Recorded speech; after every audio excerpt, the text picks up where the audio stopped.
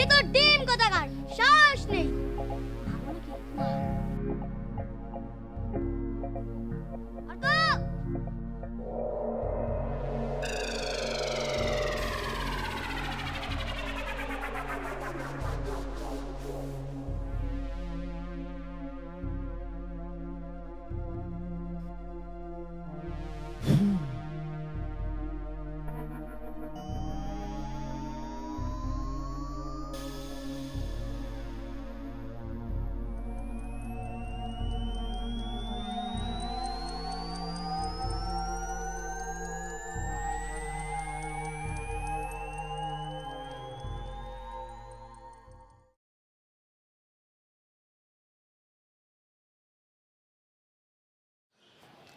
আমি সব কাগজপত্র ঠিকঠাক করে রেখেছি। আমার মনে হয় আপনার কাজটা বুঝে নিতে কোনো সমস্যা হবে না। ধন্যবাদ মিস্টার মুস্তফা। অর্ক কিন্তু আমার সাথে যাচ্ছে। অর্ক? হ্যাঁ, অর্ককে তো আমি দত্তক নিয়েছি, আর কাগজপত্র সব কিছু প্রস্তুত করা আছে। ও হ্যাঁ, আমি দেখেছি। মিস্টার মুস্তফা, আপনার আত্মত্যাগের কথা আমি জানি। পুলিশের দায়িত্ব পালন করা অবস্থায় আপনি আপনার স্ত্রী সন্তানদের হারিয়েছেন। তারপরও আপনি আপনার সততা থেকে বিন্দুমাত্র পিছু হটেননি। আপনি আবার সংসার করলেই পারতেন। কি এমন বয়স হয়েছে আপনার? আচ্ছা, একটা কথা জিজ্ঞেস করি মিস্টার মুস্তফা। G please. মানে একজন অপরাধীর সন্তানের দায়িত্ব কেন নিচ্ছেন আপনি? এটা কি ভালো হবে? আচ্ছা রব্বানী সাহেব, আপনাকে কে বললো যে একজন ভালো লোকের ছেলে ভালো হবে আর একজন অপরাধীর ছেলে শুধু অপরাধী হবে? আর তাছাড়া ওর মায়ের ব্যাপারটা তো আমরা সবাই জানি। নিজেকে রক্ষা করার জন্য এইটুকু তো সবাই করবে। হ্যাঁ, ঠিক আছে, আপনার কথাটাও ঠিক আছে। না মানে আপনি কিছু মনে করবেন না, আমি আসলে কৌতূহল থেকেই কথাটা বলেছি। রব্বানী সাহেব বুঝলেন, অর্ক ৮-১০টা বাচ্চার মতো না। ও একা থাকতে পছন্দ করে, সবার সাথে মিশতে পারে না, বেশি কথা বলে না, সব কিছুতে ও কিন্তু প্রতিক্রিয়া দেখায় না। এনিওয়ে, আমি কালকে চলে যাচ্ছি, সব কিছু গোছগাছ করা আছে, আপনি বুঝে নেবেন। ঠিক আছে, আপনি তো অভয়নগর যাচ্ছেন তাই না? জি। ভালো থাকবেন। জায়গাটা শুনেছি ভালো না, সাবধানে থাকবেন। Thank you for advice.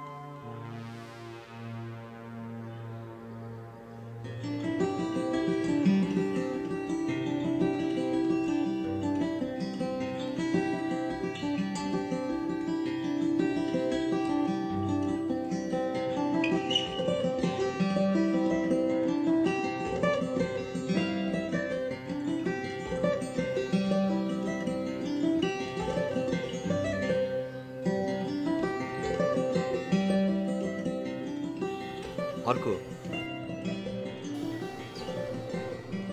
কালকে আমরা এখান থেকে চলে যাচ্ছি। তোমার কাপড় চোপড়, বই পুস্তক সমস্ত কিছু গোছগাছ করে রাখবে। কি এটাও আমাদের সাথে যাচ্ছে নাকি? আমার কোনো আপত্তি নেই, যেতে পারে, কিন্তু এটাকে নিয়ে যাওয়ার আগে জলাতঙ্কের টিকা দিয়ে নিতে হবে।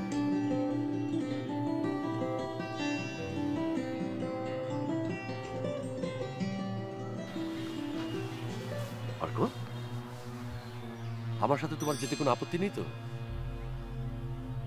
তাহলে কালকে সকাল 10টায় আমরা যাব। তুমি তোমার সব কিছু ঠিকঠাক করে গোছগাছ করে রাখবে। হুম, চলো এখন আমরা যাই। ওর নাম কি? লড়া। লড়া, চলো চলো আমরা যাই।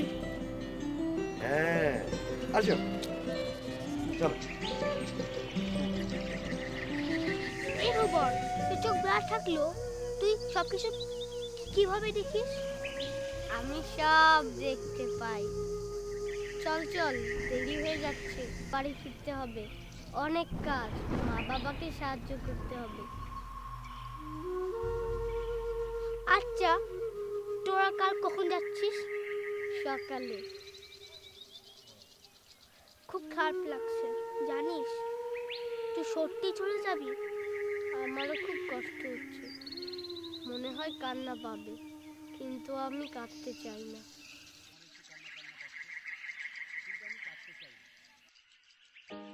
আচ্ছা ঠিক আছে, চল। এই ভুবন,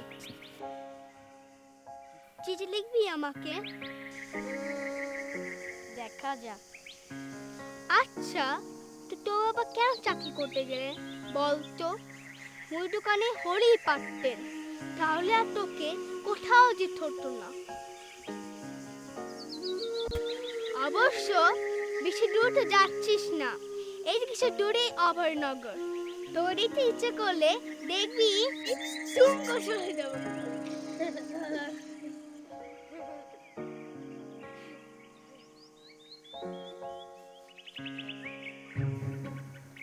তোরা সবাই ভালো থাকিস, তুইও ভালো থাকিস। চল।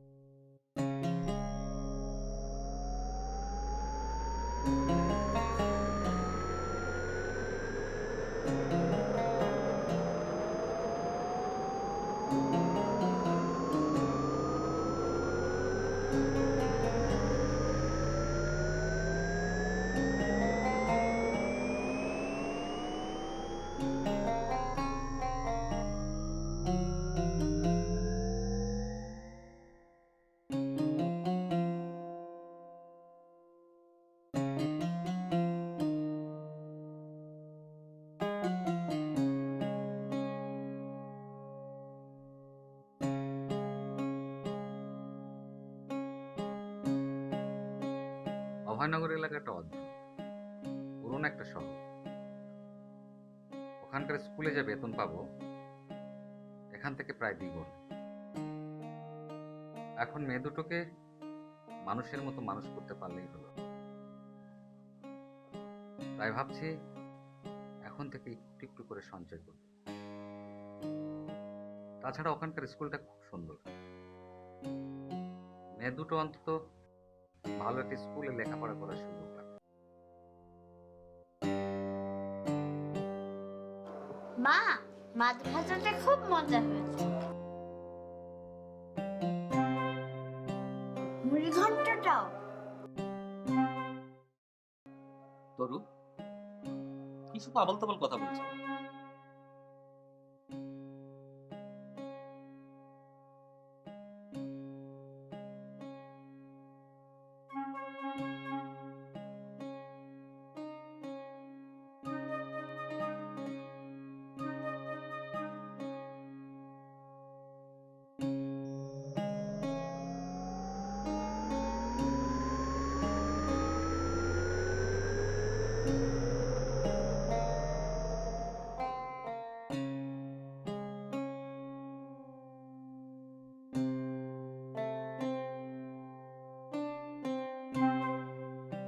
তোরা ঠিকই বলেছে মা, আমার তো মাছ ভাজার থেকে মুড়ি ঘন্টই বেশি ভালো লাগছে।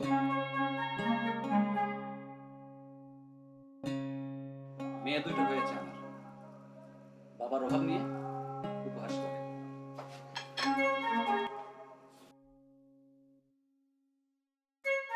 কি রে, দুজনে কি পাগল হয়ে গেলি নাকি?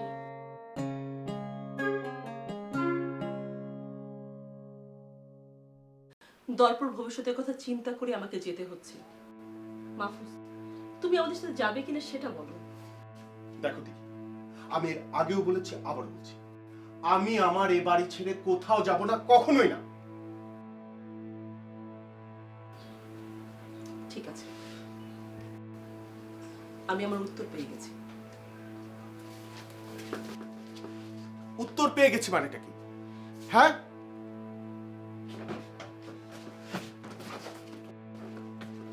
আরে কি হলো, কি করছো? তুমি কি আমার কথার উত্তর দেবে? এগুলো হচ্ছেটা কি? দেখো, আমি কাল অভয়নগর যাচ্ছি, ওখানে একটা স্কুলে চাকরি পেয়েছি, দর্প আমার সাথে যাচ্ছি। দর্প কিন্তু আমারও ছিল, ওর বিষয়ে আমারও দায়িত্ব আছে। তুমি একা কোনো সিদ্ধান্ত নিতে পারো না। দর্প যে তোমারও ছেলে এতে কোনো সন্দেহ নেই, কিন্তু তুমি কি ছেলের দায়িত্ব নেওয়ার যোগ্যতা রাখো? ছেলের জন্য কি করেছো তুমি? এই সংসারটা কেমন করে চলছে সেটা আমি জানি। তুমি ওখানে গেলে আর ফিরে আসতে পারবে না, ওখানে তোমাকে একেবারে চলে যেতে হবে।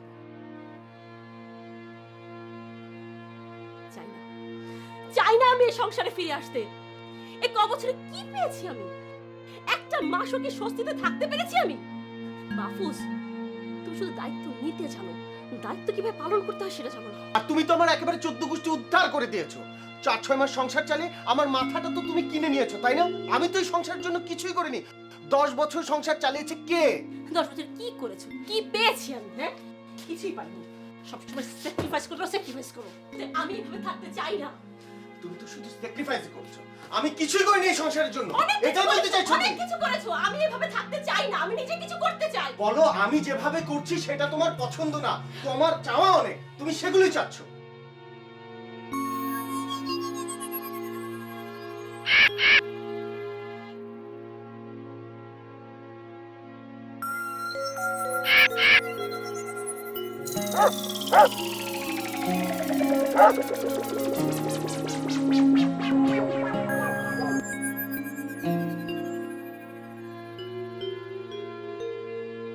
আর তুমি তো শুধু স্যাক্রিফাইস করেই চলেছো। 10 বছর তো কিছুই পাওনি, আমি তো কিছুই করিনি, তাই না?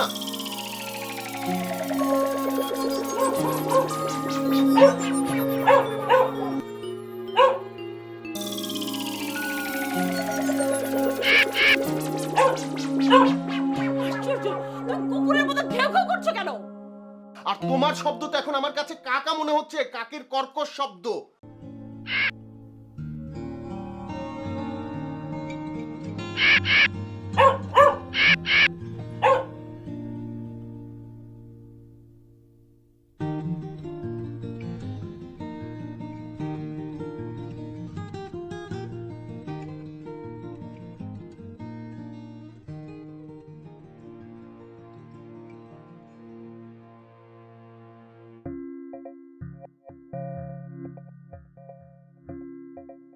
রাপি, এই দিঘি মাঠে না যাই, শুনেছি দিঘির পানিতে নাকি ভূত আছে। বেশ তো, ভূতেরা আমাদের সাথে খেলবে, গাধা কোথাকার। চল।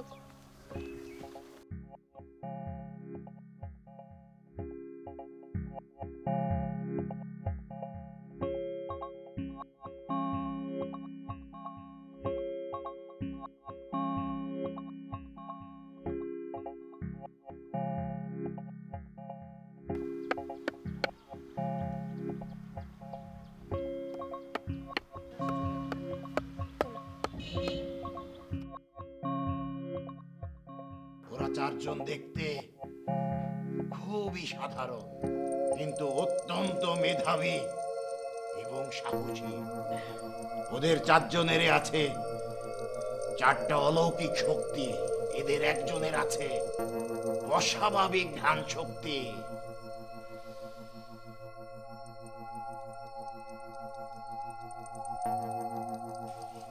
ওই শিশুকে পেলে অভয়নগরের জঙ্গল থেকে যষ্টি সুদার গাছ উদ্ধার করা সম্ভব হবে। আর এটার সন্ধান পেলে আমার ভিতরের বেড়ে চলা বয়সটাকে আটকে দেওয়া সম্ভব হবে। এই শিশুটি প্রতিটি প্রাণ, বস্তু এবং প্রাণের গন্ধ আলাদা করতে পারে, যে কোনো গন্ধকে ইচ্ছে মতো নিয়ন্ত্রণ করতে পারে। আরেকজনের আছে প্রখর দৃষ্টিশক্তি, সে চাইলে যে কোনো বাধা পার করে যে কোনো জিনিস দেখতে পারে।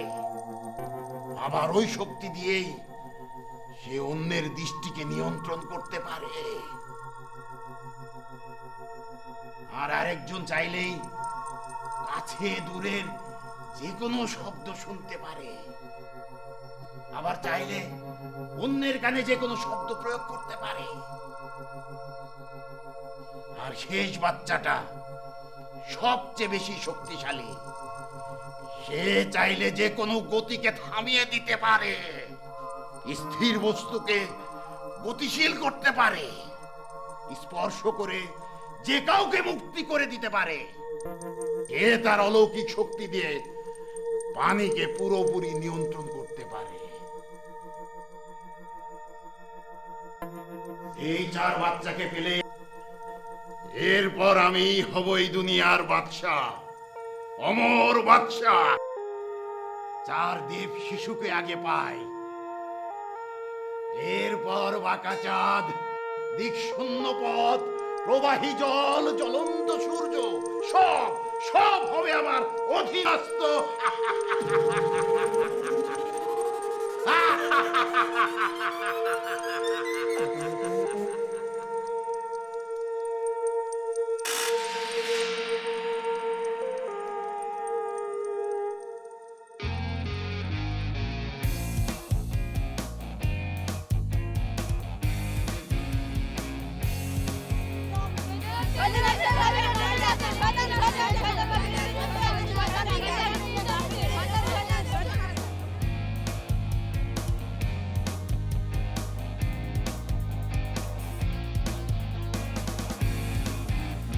তোমরা ভেতরে গিয়ে বসো, আমি আর তোমার মা এখানে বসবো। প্লিজ বাবা, আমি এখানেই বসবো। প্লিজ বাবা, প্লিজ। পরে যাও, আমি এখানে বসবো।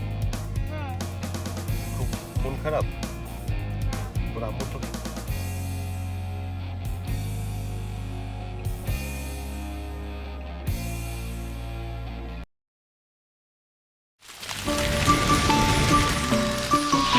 দুরন্ত।